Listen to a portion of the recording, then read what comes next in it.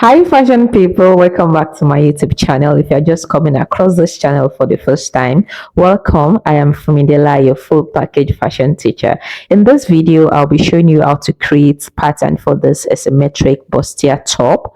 And you can see it has a princess dart line on one side, and that's exactly what I want to do here. So from your chest line, you go up by 1 inch and connect it to your bust apex. So you need a full skip pattern for this, a contoured bodice block to be precise. If you do not have knowledge of that, I will link it. I will link a video where I explain how to create a contoured bodice block up there. Okay, so now you need to get the midpoint for you to locate the depth of the neck. So, and that's exactly what I've done here. So here I used the bust line for the depth of the neck, and then from the neck point, I moved backward by 1.5. Then I connected it to the center for me to get that shoulder strap. Okay, yeah, then I transferred my shoulder dart into the armhole to create the panel for our armhole princess darts. And there we have our shoulder strap fully done. Okay, so I went ahead to true the shoulder slope. Once you've done the transferring of the shoulder dart, ensure you have it trued. Yeah, so now it's time to move on to the other side to create the sweetheart neckline. So I'm going to be tightening the over bust here. I have a detailed video on how to tighten over bust as well. I will link it up there. So once you've tightened the over bust, you connect the new line to the shoulder and then connect it to the bust apex as well. Then after this, I am going to also fold the shoulder dart. So I am transferring that into the waistline. So I went ahead to fold the new dart leg so we can have the neckline drawn. That's the sweater neckline.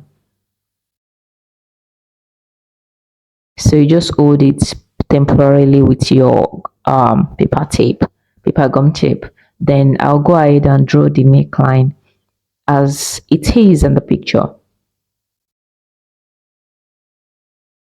So I'm using the chest line as a guide, okay, for my sweetheart neckline. So I just moved it up a little bit and then I created the curve with my curve ruler, connecting it to the center front, the neck depth I marked earlier. And that is what we have right there. So you notice that I only tightened this part of the pattern. That's because that part has a mesh on it and you need it to be really firm.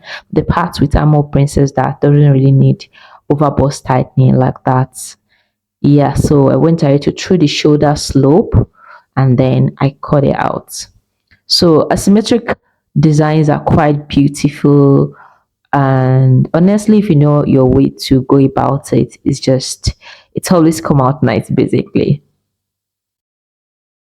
So whenever I do tightening, I usually bring out my hand out from the armhole, like extend the armhole out a little bit so it doesn't, pull inside when you wear the dress. And there I went ahead to cut off the yoke. That's what I'm going to be using for the mesh if I was to make this dress. Okay, but here we're just working with the pattern. And I went ahead to panel my pattern paper and voila, that's it.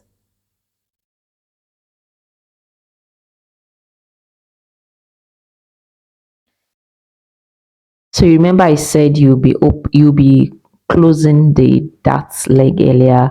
I mean the shoulder darts temporarily because of the overbust tightening.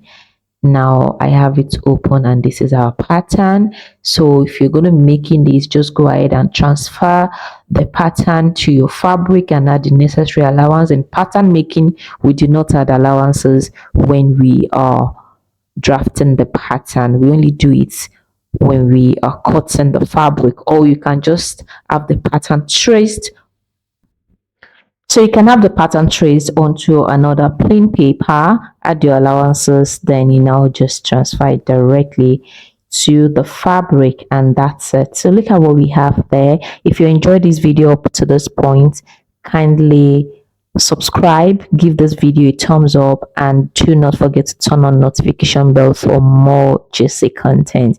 I'll see you guys in another class. Thank you.